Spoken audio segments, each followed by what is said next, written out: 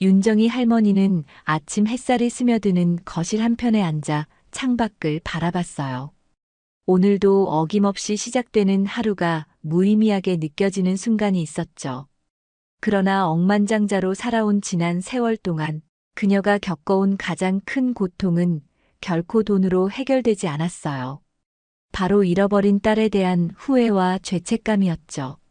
돈이 많으면 다 해결될 줄 알았는데 정말 그렇지 않더군. 정희는 조용히 한숨을 내쉬었어요. 정희가 젊었을 적엔 너무나 빈곤했어요. 나아갈 길이 보이지 않던 암울한 시절이었죠. 결국 극심한 생활고에 시달리다 잠깐 방심한 사이 어린 딸을 잃고 말았다고 생각했어요. 그 후로 아무리 찾으려 애써도 딸의 흔적은 어디에도 없었죠. 세월은 흘렀고 정희는 날카로운 비즈니스 감각으로 막대한 재산을 일궜어요. 그러나 성공으로 얻은 만족보다 잃어버린 딸에 대한 그리움이 더 컸어요. 시간이 흐를수록 그 그리움은 도리어 커져만 갔어요. 어느 날 정희는 귀띔으로 들은 이야기에 귀가 번쩍 뜨였죠. 도시 외곽에 있는 한 신당이 사람들의 잃어버린 인연을 이어주기도 한다는 풍문이었어요. 평소 무속 신앙을 크게 믿지 않던 정희였지만 딸만큼은 포기할 수 없었어요.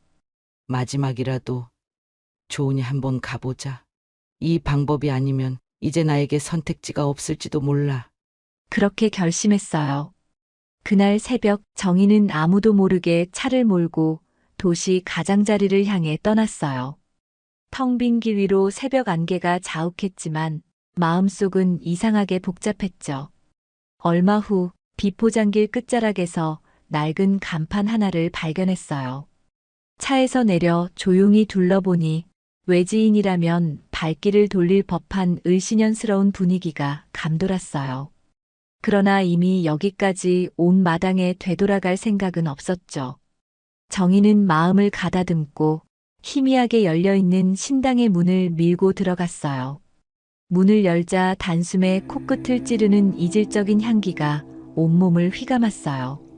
불빛이 희미하게 깔린 공간에는 어둑한 어둠과 희미한 빛이 겹쳐 있었고 그 사이로 미묘한 열기가 감돌았죠.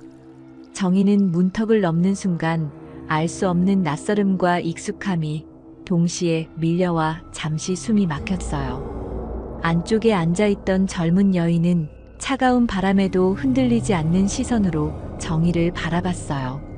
분명 앳된 얼굴이었는데도 어느 노인보다 깊은 세월을 꿰뚫은 듯한 눈빛이었죠. 그 눈빛에 정희는 마음이 살짝 흔들리는 기분을 느꼈어요.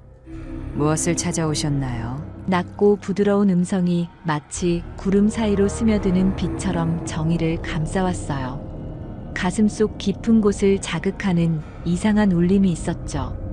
정희는 괜히 목이 타는 느낌에 마른 침을 삼키고 나서야 입을 열었어요. 잃어버린 딸을 찾고 싶습니다.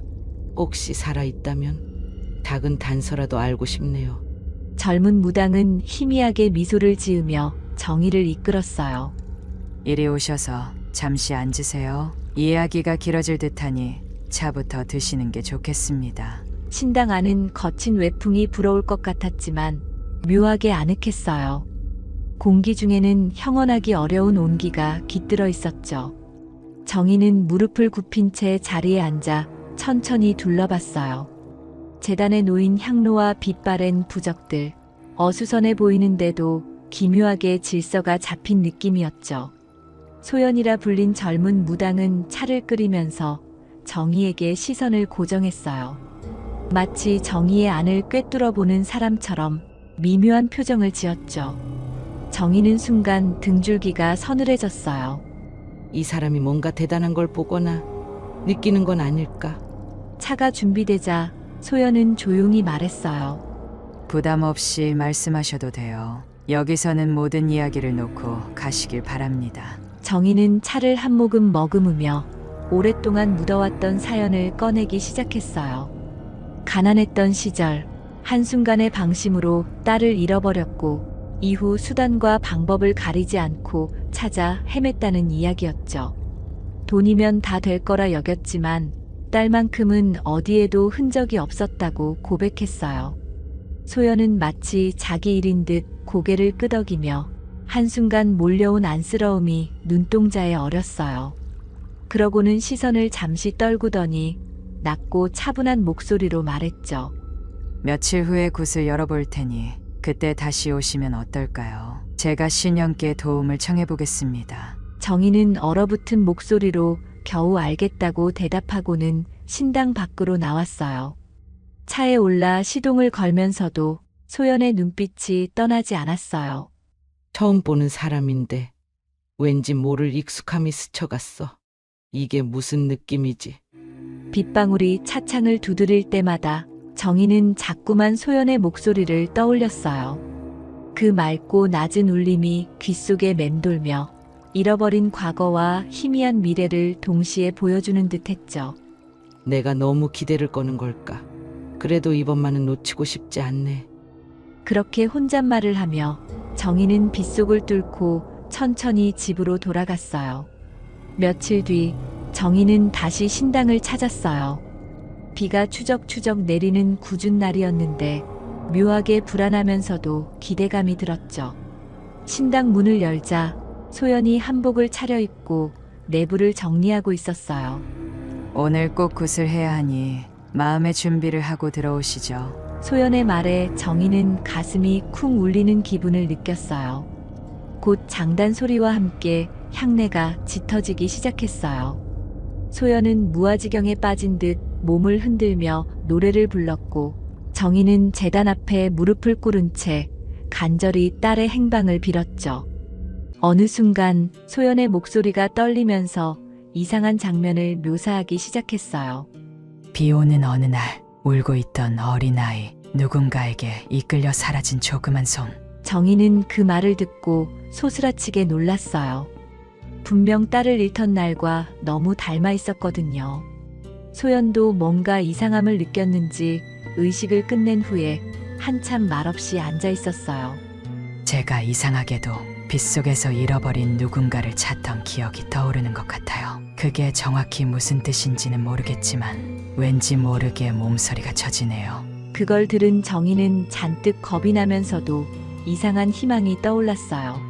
설마 이 젊은 무당이 말도 안 되는 일이긴 하지만 그녀의 시선은 소연이 목에 걸고 있던 작은 반지로 향했어요. 집으로 돌아온 정희는 밤을 새우며 소연의 반지에 대해 생각했어요. 문양이 희미하게 보였지만 과거 딸에게 주려고 특별히 만든 반지 문양과 똑같은 느낌이었죠. 설마 이게 우연일 수도 있겠지? 하지만 저 반지는 어떻게? 밤새 뒤척이다 결국 다음날 아침 다시 신당으로 향했어요. 신당으로 들어선 정희는 소연을 보자마자 반지 이야기를 꺼냈죠. 혹시 그 끼고 있는 반지에 대해 자세히 알 수 있을까? 어떻게 해서 손에 넣은 건지, 누가 준 건지. 소연은 그 이야기가 나오자 살짝 당황한 표정을 지었어요. 제게 이 반지가 왜 있는지는 솔직히 몰라요. 어릴 때부터 그냥 걸고 있었습니다. 양부모라 부르던 분들도 제대로 설명해주지 않았고요. 그 말을 들은 정희는 숨이 턱 막히는 기분이었어요. 자신이 결혼 반지를 개조해 만들었던 딸의 반지가 이 낯선 무당목에 걸려 있었다니 가슴이 뛰고 머리가 하얗게 멍해졌죠. 혹시 너가 내 딸이 아닐까 하는 생각이 들어 너에게 물어보고 싶지만 나도 지금 너무 놀라서 뭐라 해야 할지 모르겠어. 정희의 목소리에 떨림이 묻어났어요. 소연 또한 눈을 크게 뜨고 한동안 말을 잇지 못했죠. 어릴 적 기억도 정확하지 않고 저도 사실 누가 진짜 제 부모인지 몰라요. 소연이 천천히 눈물을 머금은 채로 대답했어요. 두 사람은 갑작스러운 진실의 문턱에서 쉽게 한 발을 내딛지 못했어요. 서로에게서 묘한 친근감이 느껴지면서도 이렇게 극적으로 만나게 된 게 믿기 힘들었죠. 그 뒤로 정희와 소연은 확신이 서지 않았지만 조금씩 서로를 알아가 보기로 했어요. 정희는 일주일에 서너 번씩 신당에 들러 소연과 대화를 나눴어요. 자신이 딸을 어떻게 잃었는지, 그동안 어떻게 살아왔는지 낱낱이 말해주었죠. 소연은 자신이 양부모 손에서 자랐고 어린 시절부터 이유 모를 외로움이 마음속에 있었노라 고백했어요. 처음엔 어색했지만 점차 정의를 편안하게 여기는 자신을 발견한 소연은 더 혼란스러웠죠. 정말로 이분이 내 친어머니라면 난 대체 그동안 뭐라고 산 걸까? 버림받았다고 여겼는데 혹시 아닌 걸까? 그런 생각이 꼬리를 물었어요. 정의도 역시 초조함과 기대감에 뒤섞여 있었죠. 어디서부터 어떻게 문제를 풀어가야 할지 막막했어요. 하지만 마음속에서는 이 아이가 내 딸일 확률이 너무 크다는 확신이 점점 커지고 있었죠. 그러던 어느 날 정의는 사업 관련 미팅이 있었지만 마음은 계속 신당 쪽을 향했어요. 회의가 끝나기 무섭게 차를 몰아 소연을 찾아갔죠. 마당에 들어서자 소연이 굿을 준비하느라 분주히 움직이는 모습이 보였어요. 정말 열심히 하네. 어떻게 저렇게 젊은 사람이 무당의 길을 걷고 있을까? 정의는 묘한 존경심까지 들었어요. 소연은 굿을 시작하기 전 정의에게 말했어요. 오늘은 다른 신도분 의식이라 함께 참여하기 부담스러우실 거예요. 하지만 뒤에서 구경하셔도 괜찮습니다. 정의는 고개를 끄덕였죠. 내가 괜찮다면 나도 여기 앉아서 지켜볼게. 너 하는 일을 제대로 본 적이 없으니 어떤 식으로 사람들이 위로받고 가는지 궁금하기도 하네. 장단이 울려 퍼지고 북소리와 함께 소연의 목소리가 신령을 부르는 노랫가락을 그려냈어요. 정의는 그 현장을 지켜보면서 소연이 진지하고 열정적인 태도로 사람들의 고민을 끌어안고 있음을 느꼈어요. 단순히 신령에게 의존하는 게 아니라 본인이 가진 공감 능력을 통해 사람들을 위로해주는 듯 보였죠. 의식이 끝나고 신도가 소연에게 눈물을 글썽이며 감사 인사를 전했어요. 덕분에 마음의 짐을 조금은 덜고 갑니다. 정말 큰 도움이 됐어요. 소연은 작은 미소로 화답했고 그 신도는 가벼워진 발걸음으로 돌아갔어요. 정의는 그 장면을 보며 솔직히 감동했어요. 저 아이가 내 딸이라면 정말 자랑스러울 거야. 누군가에게 희망이 되어주는 모습이 너무 아름답잖아. 속으로 그렇게 생각했죠. 그날 늦은 밤 소연은 지친 기색으로 신당 방에 앉아 있었어요. 정의가 함께 남아 차를 끓여오며 말을 건넸죠. 오늘 하루 고생이 많았네. 내가 차 좀 끓였으니 마시고 쉬는 게 어떨까? 소연은 깜짝 놀란 표정으로 물었어요. 직접 차를 끓이셨나요? 정의는 쑥스러운 웃음을 지으며 어릴 때 기억을 더듬어 봤어. 나도 옛날엔 이런저런 집안일을 안 해본 게 아니거든. 차를 홀짝이던 소연은 고요한 밤의 기운을 느끼며 조용히 한숨을 내쉬었어요. 계속 생각해봤는데 정말 제 기억이 맞다면 어머니가 저를 찾기 위해 애쓴 게 사실이라면 그동안 내가 가졌던 원망은 어쩌면 잘못된 거였을 수도 있겠어요. 정의는 그 말에 잠시 입술을 꽉 깨물었죠. 난 죽으림을 다해 찾았지만 결국 아무 정보도 얻지 못했어. 너를 잃고 7살, 10살, 20살. 시간이 흐를수록 더 찾아야 하는데 단서는 갈수록 희미해지고 그저 돈을 벌어 탐정을 쓰고 전단지를 돌리고 나름대로 할 수 있는 건 다 해봤지만 세상은 생각보다 더 매정하더라. 소연은 창밖 어둠을 바라보면서 작은 목소리로 말했어요. 그럼 저도 어머니를 원망할 수만은 없겠네요. 아직 확실하지 않지만 만약 제가 그 아이가 맞다면 저 혼자 엇나간 생각만 해왔던 거잖아요. 정의는 그 말에 뭉클함을 느끼고 소연의 손등을 살며시 감쌌어요. 우리 조금만 더 시간을 갖고 이 상황을 받아들이자. 너무 서두르지 않아도 돼. 하지만 난 너가 딸이라는 걸 거의 확신하고 있어. 소연은 대답 대신 살짝 눈물을 보였어요. 그리고 정의도 그 눈물을 보며 마음이 울컥했죠. 그 후로 두 사람은 적절한 거리를 두면서도 조금씩 더욱 가까워지는 모습이었어요. 정의는 사업 관련 회의가 끝나면 바로 신당으로 가곤 했고 소연도 굳이 막지 않았죠. 집에서 그렇게 외롭게 지내지 마시고 여기서 차라도 한 잔 마시고 가세요. 라고 말할 정도였으니까요. 한 번은 저녁 늦게 신당에 갔는데 소연이 밖에서 낯선 아이를 달래고 있었어요. 무슨 고민이 있어서 왔니? 일단 안으로 들어와서 이야기해보자. 다정하게 말을 건네는 장면이 정희 눈에 들어왔죠. 저런 따뜻함을 원래부터 지닌 아이였을까? 어릴 때 내 딸이었으면 같이 살면서 나도 많이 배웠을 텐데. 가슴 한편이 시려왔지만 동시에 대견하기도 했어요. 소연은 힘들어하는 사람들에게 진심으로 다가갔고 그것이 무당으로서 자신이 해야 할 일이라고 믿었어요. 정희는 옆에서 조용히 지켜보며 자신은 돈으로나마 소연을 지원해주고 싶다는 마음을 키워갔죠. 한편 정희는 집에서 혼자 지내는 시간이 점점 허무해졌어요. 이 넓은 공간에서 나 혼자 살아왔구나. 딸이 있었다면 이 집이 얼마나 활기가 돌았을까. 거실에 앉아 고급 소파에 기대어도 마음이 허한 건 어쩔 수 없었어요. 그러다 곰곰이 생각한 끝에 조심스럽게 소연에게 제안했죠. 시간이 괜찮다면 우리 집에도 한번 와보겠니? 너가 싫지 않다면 방 한 칸 정도 쓰면서 편하게 머물러도 좋고. 소연은 살짝 당황했지만 정희의 마음을 이해했어요. 어쩌면 어머니가 저를 초대해 주시는 게 그냥 사적인 바람이 아닐 수도 있겠네요. 그래도 전 아직 신당에 애착이 커서 가끔 들르면서 쉬는 정도라면 괜찮을 것 같아요. 정희는 크게 반가워하며 말했어요. 그럼 오늘 저녁이라도 집에 오지 않을래? 소연은 일정이 마무리되는 대로 간다고 약속했죠. 저녁 무렵 소연이 정희 집 초인종을 눌렀을 때 정희는 예감처럼 두근거렸어요. 마치 잃어버린 아이가 정말 집으로 들어오는 기분이라 긴장했죠. 문을 열고 들어온 소연은 내부를 둘러보며 놀란 표정을 지었어요.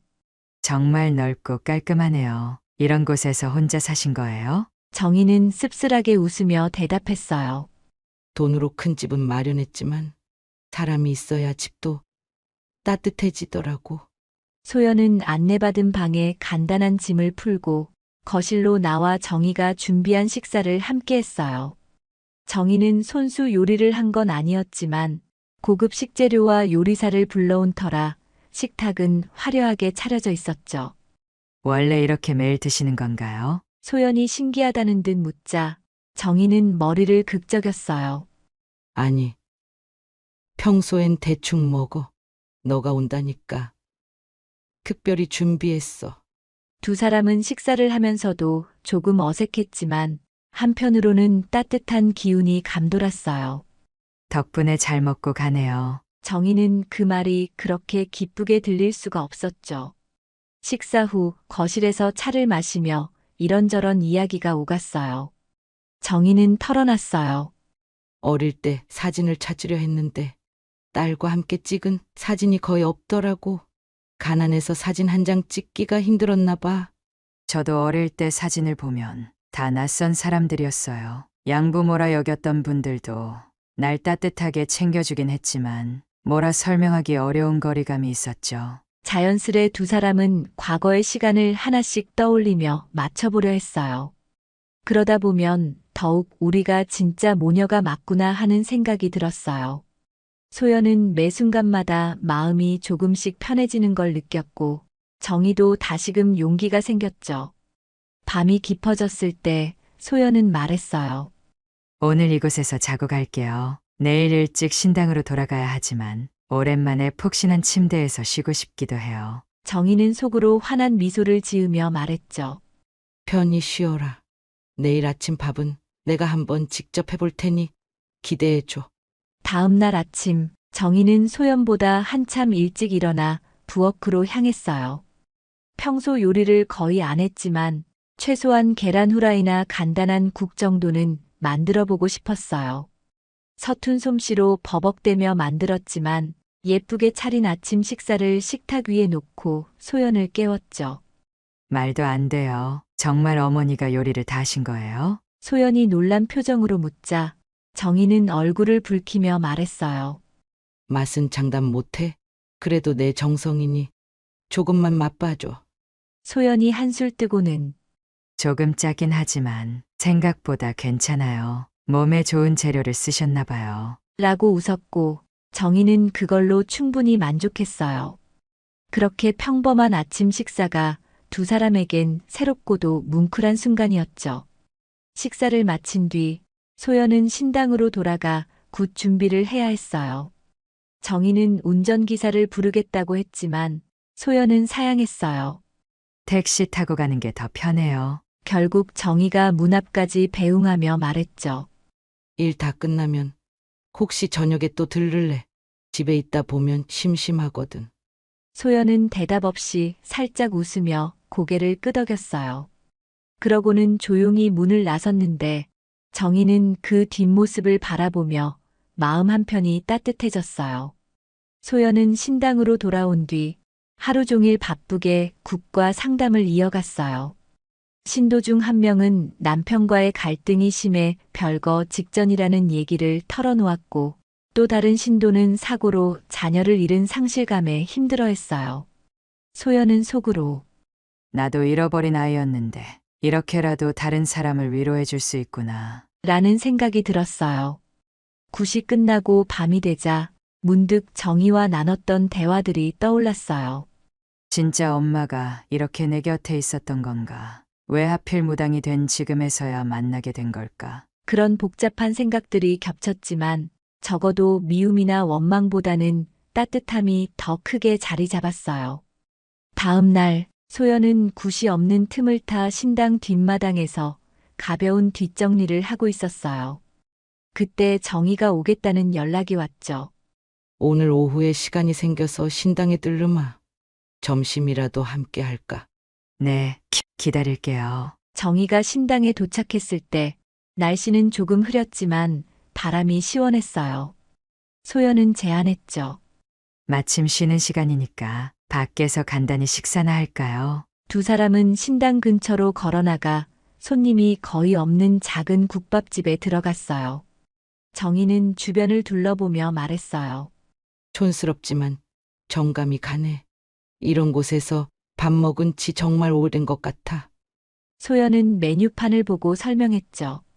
여기 국밥이 꽤 맛있대요. 저도 자주 오지는 않았지만 동네 사람들이 추천을 많이 하더라고요. 맛있는 국밥이 나오자 두 사람은 허겁지겁 국물을 떠먹으며 하루 일과를 주고받았어요.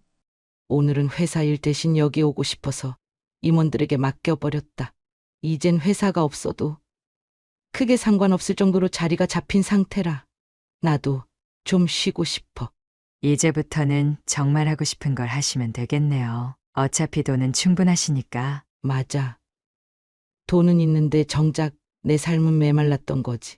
이제서야 좀 살아있다는 기분이 드네. 너를 만나고부터 뭔가 바뀐 느낌이야. 소연은 그 말이 왠지 모르게 뭉클했어요.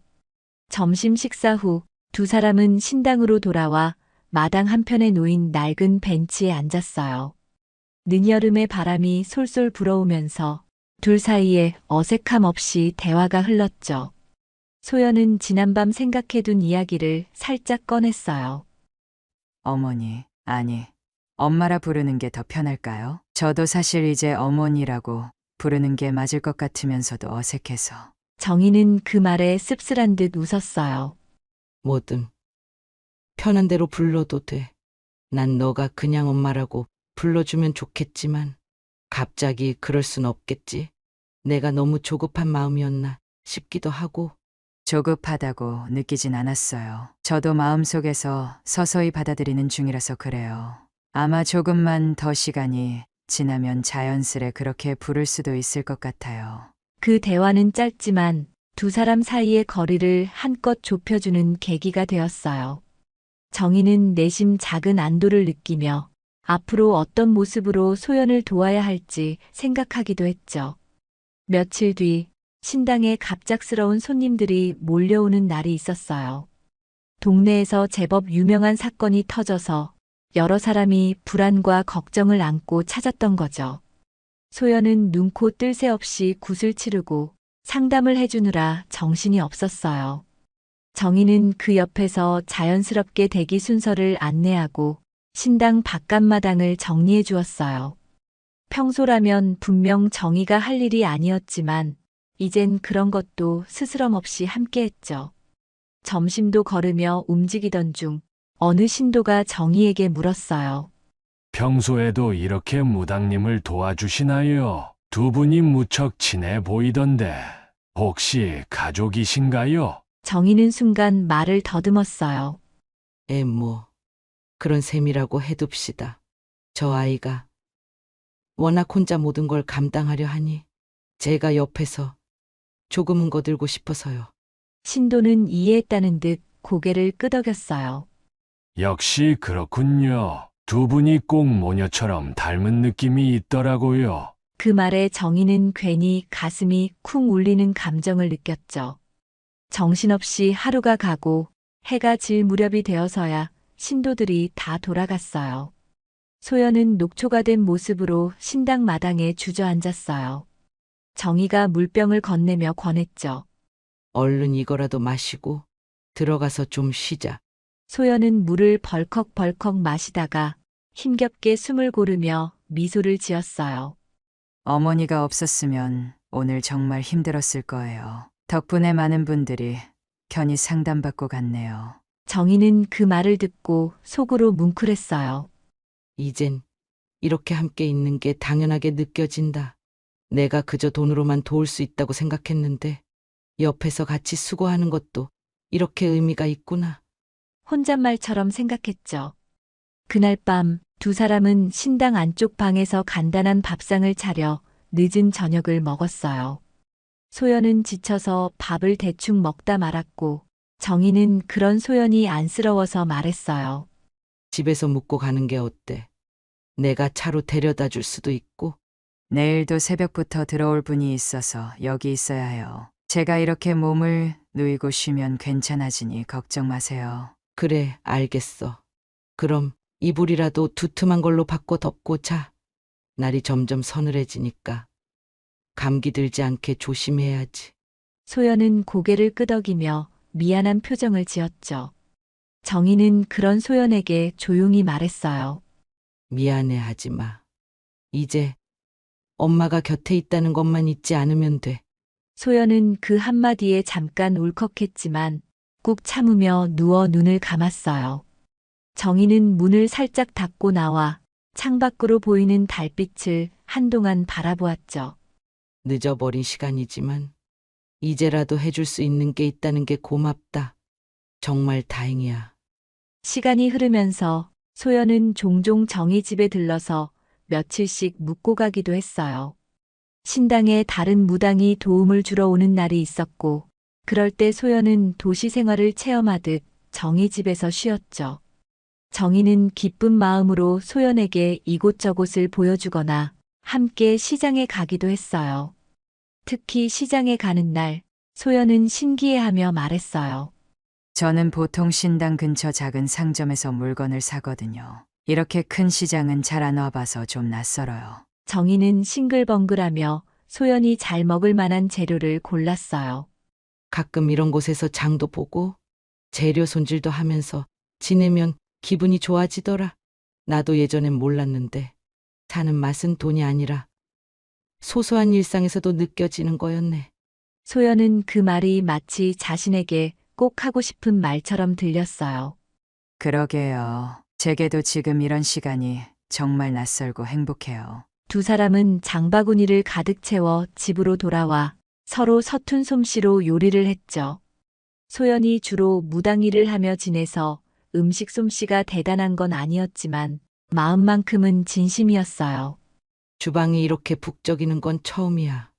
정희는 즐거워했고 소연도 그 모습에 살짝 웃었어요. 조금 더 시간이 지나 소연은 정희에게 큰 굿을 제안했어요.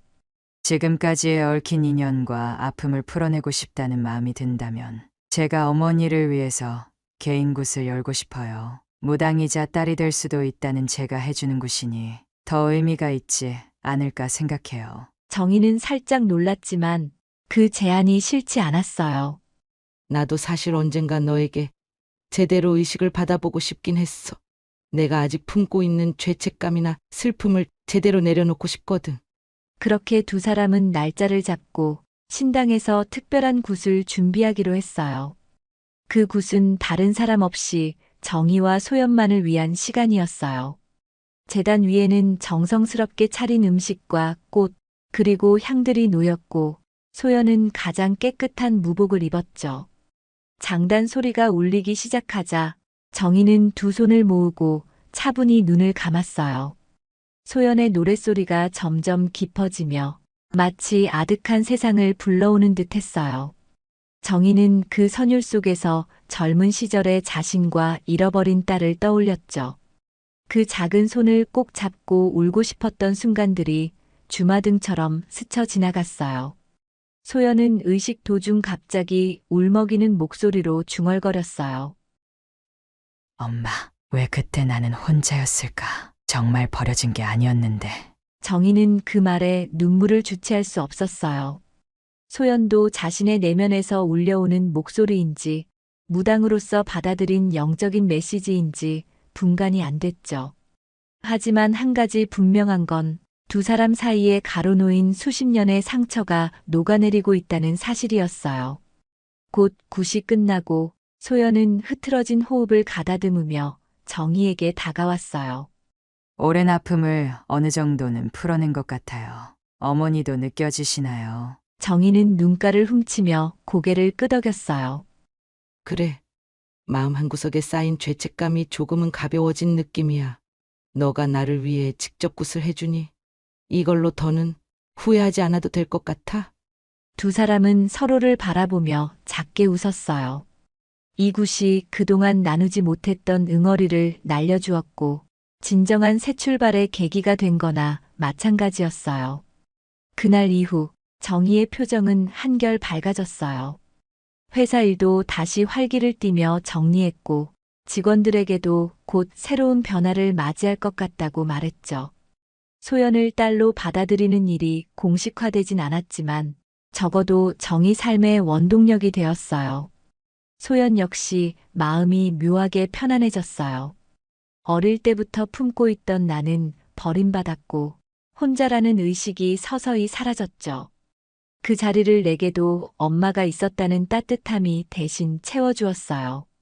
시간이 흐르자 둘 사이에는 점점 엄마 딸이라는 호칭이 자연스러워졌어요. 물론 소연이 매번 엄마라고 부른 건 아니었지만 정희는 종종 딸이긴 하지라는 농담 섞인 표현으로 주변 사람들에게 소연을 소개하기도 했죠. 신당에 자주 드나드는 사람들도 두 사람을 모녀로 여기고 있는 듯 보였어요. 무당님과 함께 계신 분이 친어머니나 마찬가지라고 하더라고요. 우리가 보기에도 두 분이 참 닮았어요. 이런 말들이 입에서 입으로 전해졌어요. 가을이 깊어가던 어느 날 신당 앞마당에는 낙엽이 수북이 쌓여 있었어요. 소연은 빗자루를 들고 낙엽을 쓸어 모으고 정희는 커다란 봉투를 들고 그것들을 치웠죠. 두 사람은 어쩐지 일상적인 풍경 속에서 잠시 시골집에 사는 가족 같은 느낌을 받았어요. 이 일을 함께하게 될 줄은 몰랐네. 저 낙엽 좀 더 옆으로 쌓아둘까? 정희가 땀을 훔치며 물었어요. 소연은 한 손으로 이마에 땀을 닦으며 그럴게요. 나중에 모닥불에 살짝 태워버리면 괜찮을 것 같아요. 낙엽을 다 치우고 나니 마당이 환해졌어요. 이제 조금 더 깔끔해 보이네요. 조금 있다가 신도가 몇 분 오신다는데 깨끗한 마당을 보면 기분이 좋을 거예요. 정희는 빗자루를 한쪽에 기대어 놓고 하늘을 올려다봤어요.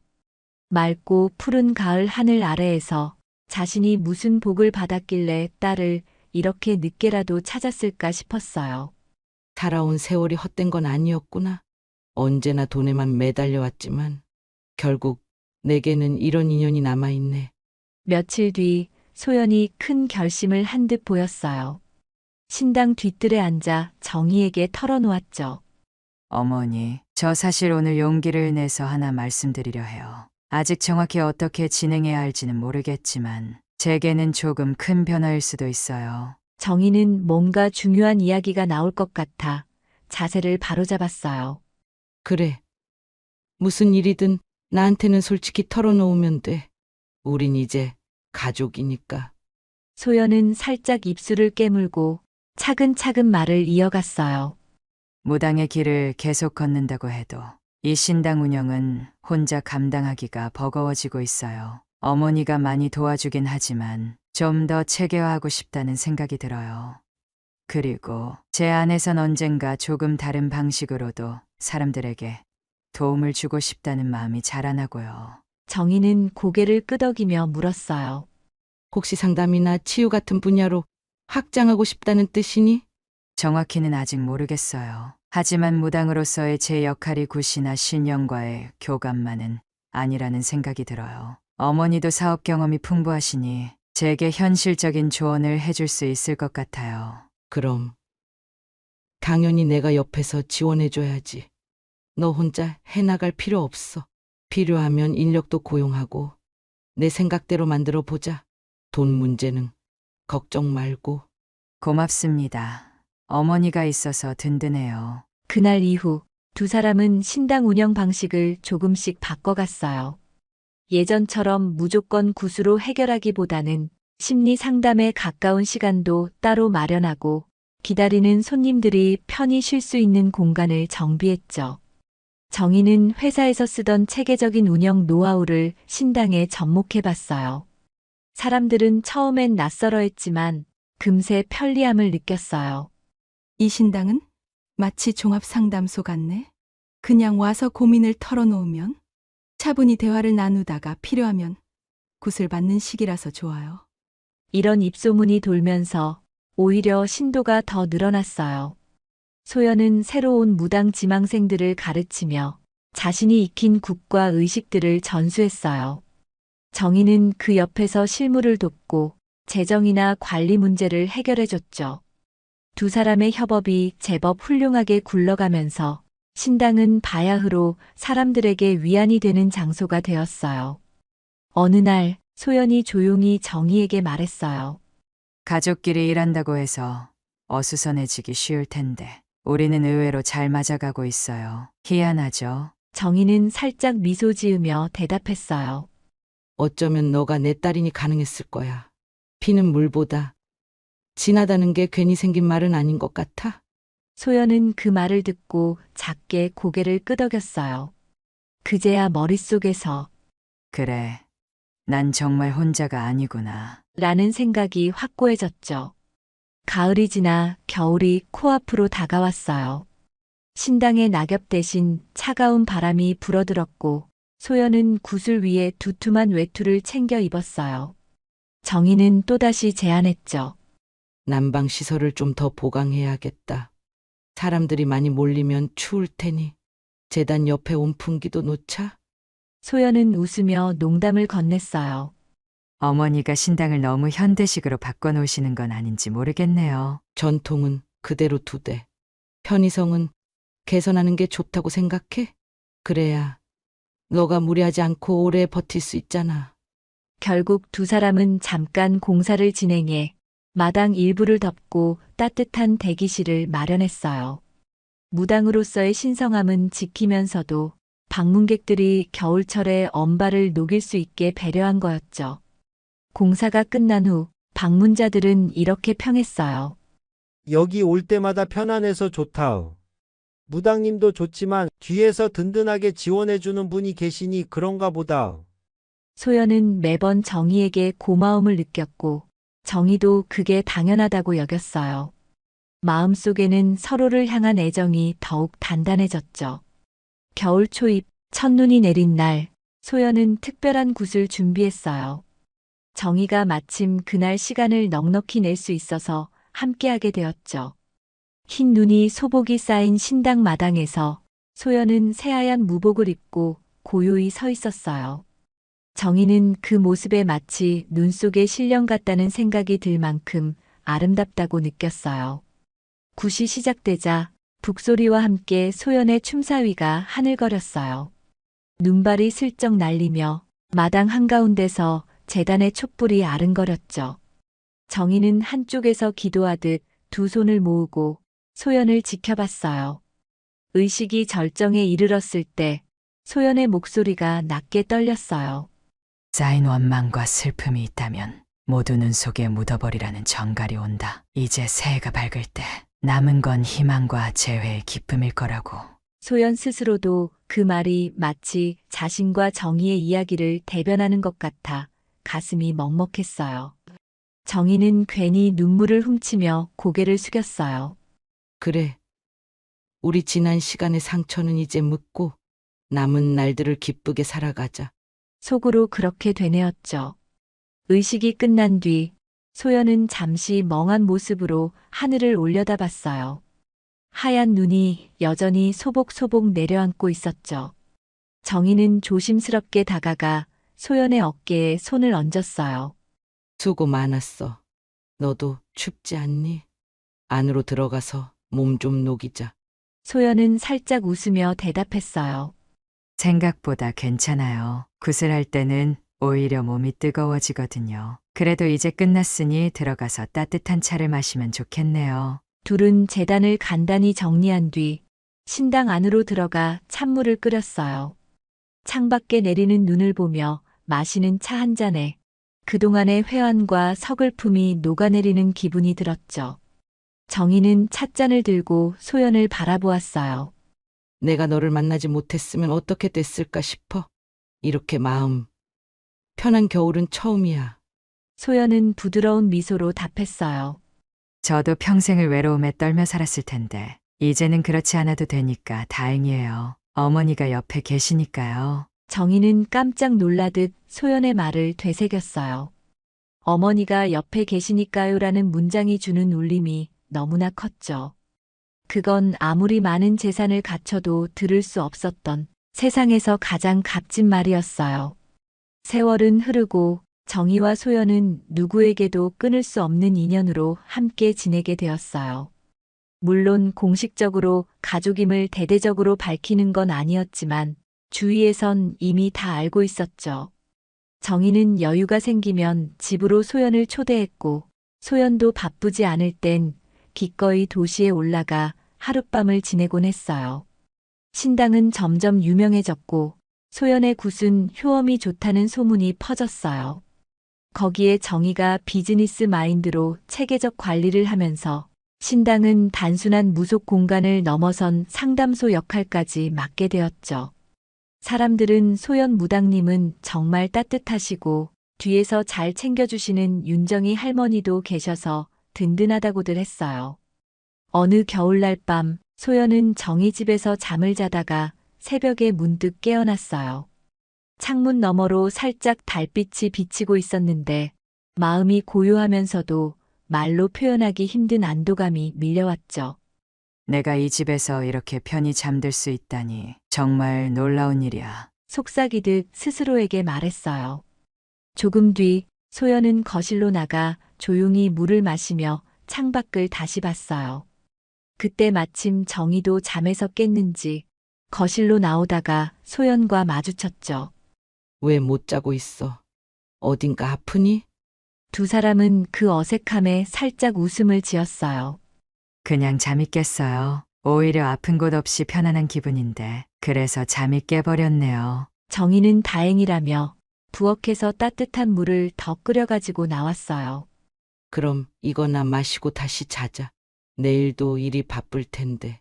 소연은 물을 마시면서도 늦은 새벽에 어머니와 함께 거실에 있는 이 풍경이 꽤 마음에 들었어요.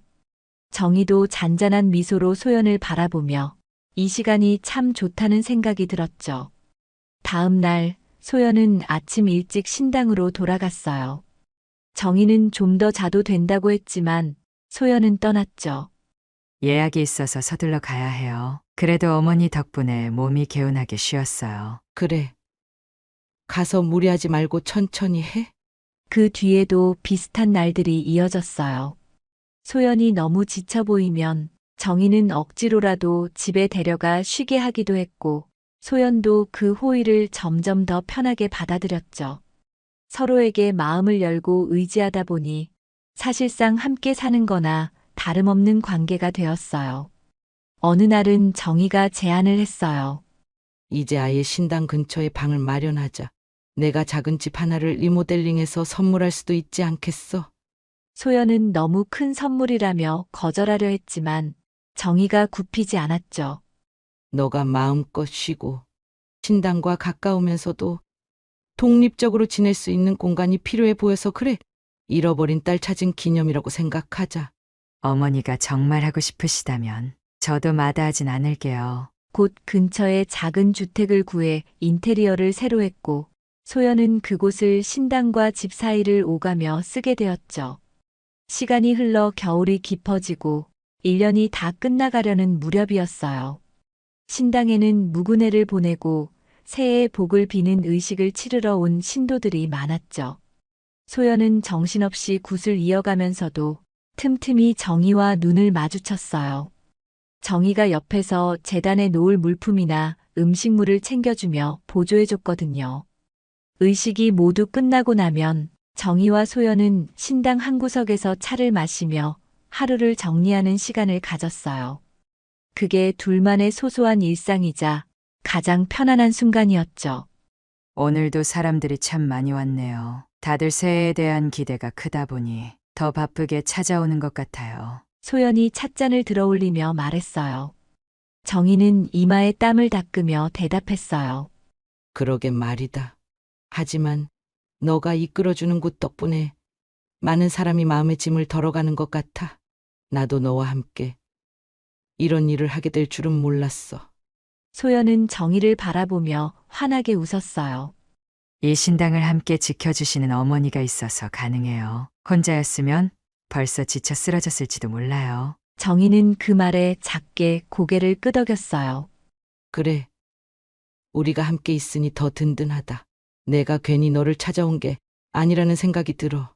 마침내 한 해의 마지막 날이 다가왔어요. 신당에서는 특별한 제야 굿을 준비해 한 해를 잘 마무리하고 새해 복을 기원하려 했죠. 정희도 그 의식에 참여하려고 일찌감치 와서 소연을 도왔어요. 음식이며 장식이며 각종 준비물이 산더미처럼 쌓였지만 모두의 의지 덕분에 무사히 마무리할 수 있었어요. 밤이 되고 신도들이 하나둘 모이기 시작했어요.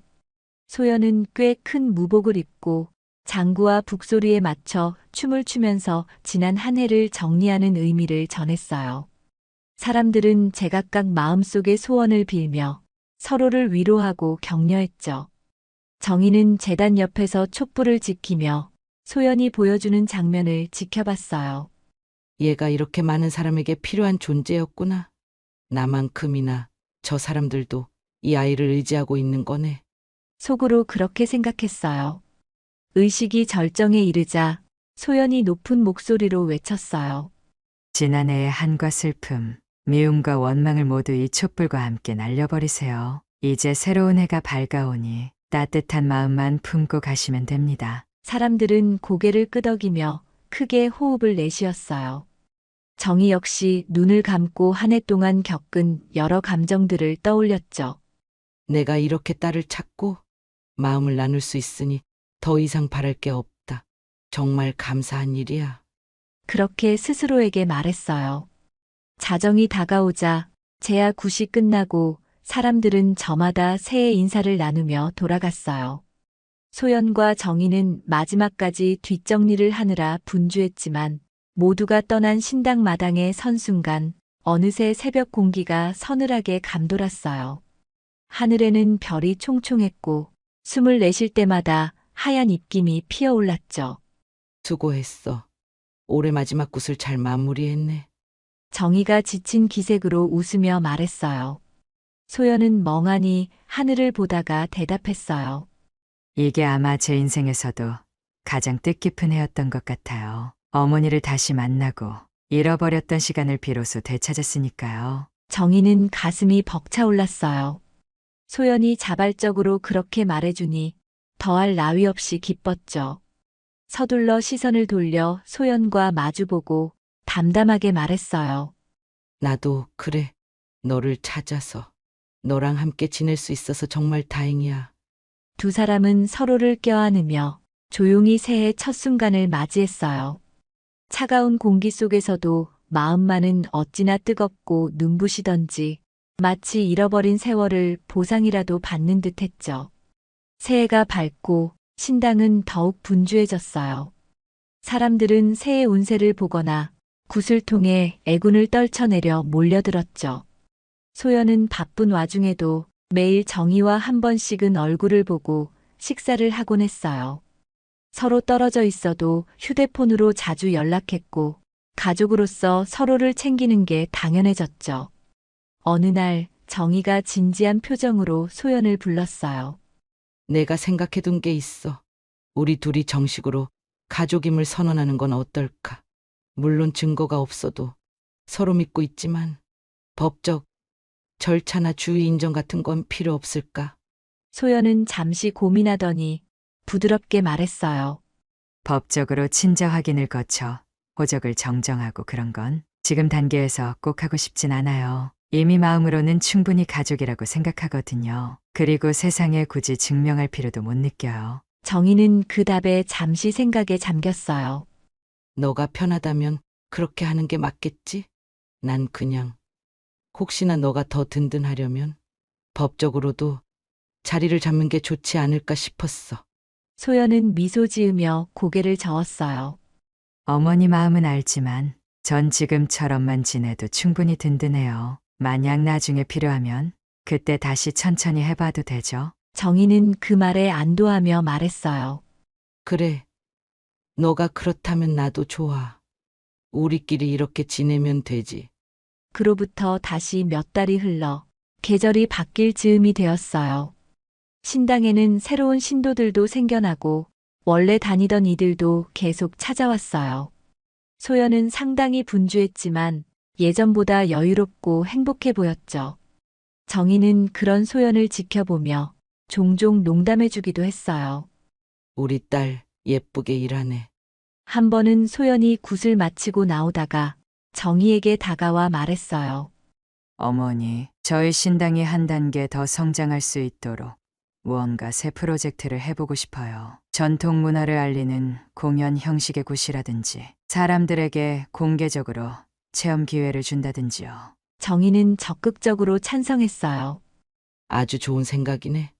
무속이 어두운 이미지로만 비치지 않도록 많은 사람에게 알리고 체험하게 하면 좋잖아. 내가 필요한 자금이 있으면 지원해 줄 테니 계획해봐. 소연은 신이 나서 몇몇 젊은 무당들과 이야기하며 공연 굿을 기획했고 결국 봄철에 열리는 지역 축제에 초청까지 받았어요. 정희는 뒤에서 모든 재정적, 행정적 지원을 아끼지 않았죠. 이 일은 단순한 비즈니스가 아니라 두 사람이 함께 만들어가는 문화적 도전이었거든요. 봄 축제 날이 되자 소연은 여러 무당 동료들과 함께 무대를 준비했어요. 정희는 앞줄 관객석에 앉아 딸을 응원하는 기분으로 박수를 치고 있었죠. 북소리가 울려 퍼지고 소연은 화려한 의상으로 무대 중앙에 섰어요. 조명이 번쩍이고 소연이 장단에 맞춰 춤을 추자 관객들은 숨죽인 채로 구경했어요. 정희는 마음속으로 뭉클한 감정을 느꼈어요. 우리 딸이 이렇게 당당한 모습으로 많은 사람 앞에 서다니. 예전의 소연과는 전혀 다른 모습이잖아. 속으로 그렇게 생각했어요. 공연 굿이 절정에 달하자 소연은 목청을 돋워 주문 같은 노랫가락을 부르고 장구와 북이 동시에 울렸어요. 관객들은 우레 같은 박수를 보내며 환호했어요. 여러 사람이 휴대폰으로 영상을 찍고 이 공연을 보고 감탄 섞인 탄성을 터뜨렸죠. 마침내 공연이 끝나고 소연이 다른 무당들과 함께 무대 앞으로 인사를 하자 정희는 누구보다 크게 박수를 쳤어요. 소연도 그 박수를 들으며 관객 속에서 눈시울을 붉히는 정희를 발견했어요. 둘은 시선을 마주치며 조용히 웃었죠. 말없이도 전해지는 감동이 있었다고 해요. 공연이 성공리에 끝나고 소연과 정희는 주변 축제 부스를 돌아보며 구경했어요. 사람들이 다가와 칭찬했죠. 아까 그 곡 공연 멋있었어요. 소연은 겸손하게 답했어요. 함께 준비한 분들이 많아서 가능했어요. 정희는 괜히 뿌듯한 마음에 소연에게 필요하면 뭐든 사줄 듯한 표정으로 따라다녔어요. 축제에서 간단히 먹거리도 즐기고 돌아갈 때쯤 소연이 조용히 이야기했어요. 공연 굿을 하면서 저도 제 안에 있던 무거움을 좀 내려놓게 된 느낌이에요. 과거에는 잃어버린 것만 되짚으며 살았는데 이젠 더 많은 사람과 함께할 수 있다는 자신감이 생겼어요. 정희는 그 말에 고개를 끄덕였어요. 너만 괜찮다면 어떤 형식으로든 계속 널 지원할 거야. 너를 이렇게 빛나게 만드는 일이면 나도 그게 내 기쁨이니까. 소연은 감사함에 눈시울이 살짝 붉어졌어요. 이젠 억지로 참지 않아도 되는 사이였죠. 정희는 그런 소연의 등을 토닥이며 말했어요. 가자. 집에 들러서 쉬어라. 내일 또 신당에서 사람들 만날 테니 오늘은 축제의 여운을 즐기자. 그렇게 봄이 지나고 여름이 또 찾아왔어요. 소연의 신당은 명성에 힘입어 더 많은 방문객들이 몰려들었고 어떤 방송국에서 취재를 요청하기도 했죠. 정희는 이 기회를 놓치지 않고 좀 더 체계적인 홍보를 해보자고 제안했어요. 소연도 제안했죠. 과하지 않게 무속 신앙을 있는 그대로 보여주는 쪽이면 좋겠어요. 결국 지역 방송 프로그램에 짧게 소개될 기회가 생겼어요. 촬영팀이 와서 인터뷰를 했는데 정희는 어디까지나 그림자처럼 뒤에서 보조했고 소연이 메인으로 출연해서 국과 상담 과정을 소개했어요. 이 방송이 나간 뒤에 더 많은 이들이 찾아왔어요. 저 신당에 가보면 마음이 편해진다더라. 어느 날 정희는 소연에게 슬쩍 얘기했어요. 방송 보니까 너가 정말 대단해 보이더라. 이제 전국적으로 사람들한테 알려줘도 이상하지 않을 것 같아. 소연은 쑥스러운 듯 웃으며 말했죠. 어머니도 인터뷰에 잠깐 나오시지 그랬어요. 우리 신당의 든든한 동업자이자 가족이신데. 정희는 고개를 저었어요. 아니야. 난 뒤에서 지켜보는 역할이 좋아. 넌 무당이지만 사실상 여러 사람을 치유하는 대단한 일을 하고 있어. 그걸 세상에 보여주는 게 너의 몫인 것 같아. 소연은 그 말에 마음이 따뜻해졌어요. 무대 앞에 서는 자신을 지지해주는 존재가 있다는 건 얼마나 큰 힘이 되는지 알았죠. 그렇게 소연은 신당의 운영 방식을 더욱 안정적으로 확립해 나갔고 정희는 계속해서 재정 지원과 실무 조언을 아끼지 않았어요. 이미 두 사람은 모녀로서, 동업자로서, 인생의 동반자로서 서로를 빼놓고는 설명이 안 될 정도였어요. 주변 사람들도 다 알고 있었지만 공식적인 서류나 절차는 필요 없다는 게 두 사람의 공감대였죠. 가끔 소연이 정희 집에 며칠씩 머무는 날이면 거실에서 오순도순 차를 마시며 이제 진짜 가족 같다는 말을 주고받았어요. 정희는 소연이 가끔 엄마라고 부를 때마다 가슴이 울리는 감동을 느꼈고 소연도 정희가 건네는 사소한 배려에 마음이 뭉클했어요. 어느 여름밤 소연이 정희에게 말했어요. 가끔 이런 생각을 해요. 내가 정말 어린 시절을 엄마와 함께 보냈다면 지금 어떤 모습으로 살고 있을까? 그때부터 함께 했으면 더 좋았을 텐데 라는 아쉬움도 있어요. 정희는 슬픈 표정으로 고개를 끄덕였어요. 나도 늘 그 아쉬움을 갖고 살았어. 그런데 이제 그렇게 미련 두지 않으려고 해. 지금이라도 만났으니 앞으로를 더 소중하게 만들면 되지 않겠니? 소연은 눈물을 글썽이면서도 속삭였어요. 맞아요. 이제라도 엄마가 계시니 난 그걸로 충분해요. 해가 바뀌고 또 한 해가 흘러갈 때쯤 두 사람은 더욱 안정적인 일상을 이어갔어요. 신당은 소연이 실질적인 주인으로서 운영했고 정희는 여전히 회사 경영에 남아있긴 했지만 거의 관리 역할만 맡고 있었죠. 소연이 좀 더 여유로운 시간을 갖도록 젊은 무당들을 교육해 투입하기도 했어요. 어느 날 소연이 일정이 겹쳐 바쁘다고 하자 정희가 직접 신당을 찾은 신도들을 응대해주기도 했어요. 소연 무당님이 잠시 다른 곳을 보고 계시니 여기서 대기표를 뽑으시면 순서대로 상담받으실 수 있어요. 라는 식으로 말이죠. 아유, 할머니가 친절하시네요. 혹시 무당님 어머니이신가요? 뭐, 그럴 수도 있고요. 이런 모습이 일상이 되면서 사실상 두 사람은 한 몸처럼 움직였어요. 정희 집에는 소연의 짐도 점점 늘어갔고 신당 근처에 마련된 주택에는 정희가 사두었던 가구와 물건들이 채워졌어요.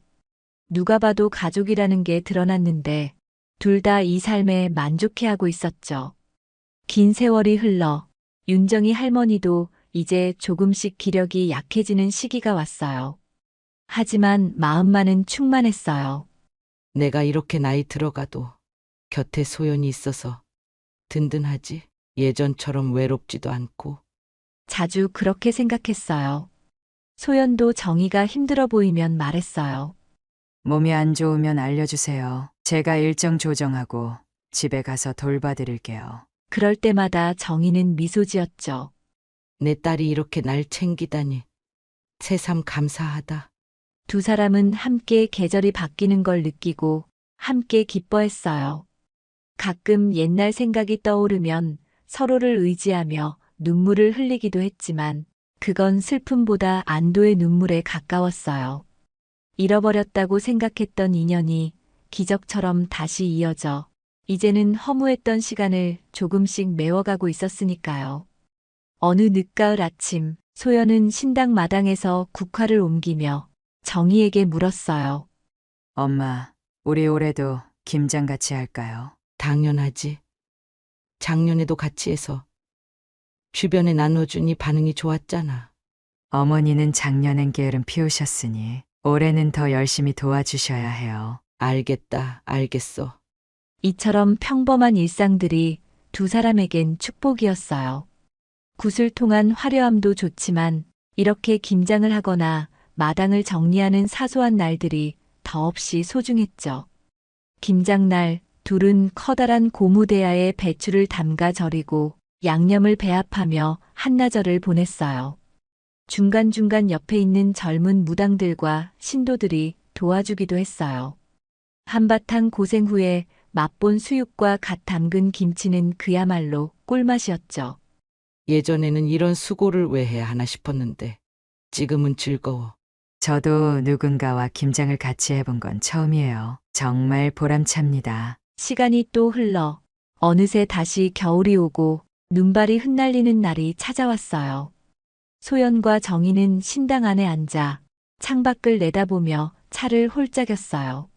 마당에는 하얗게 눈이 쌓이고 바람 소리가 들렸죠. 소연은 고요한 분위기에 젖어 말했어요.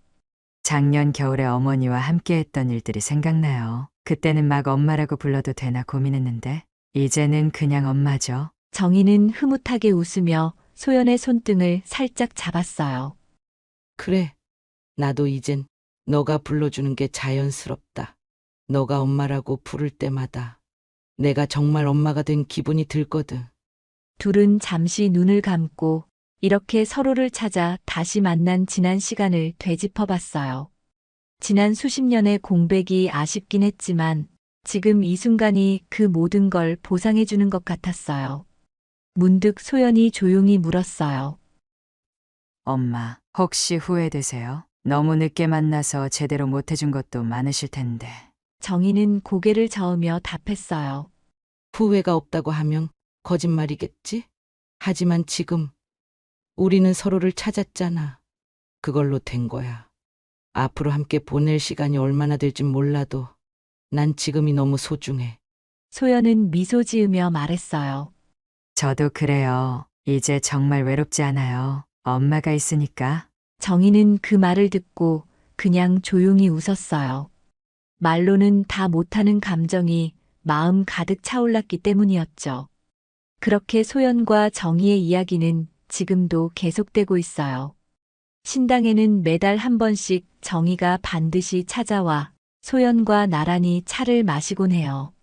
낮에는 굿이나 상담으로 분주하다가도 밤이 되면 두 사람만의 소소한 대화를 나누면서 서로를 지켜주죠. 돈으로도 살 수 없던 인연을 이렇게 다시 찾은 건 아마도 운명이었을 거예요. 소연은 무당으로서의 길을 걸으며 엄마를 위해 기도하고 정희는 그런 딸을 위해 할 수 있는 모든 걸 아끼지 않아요.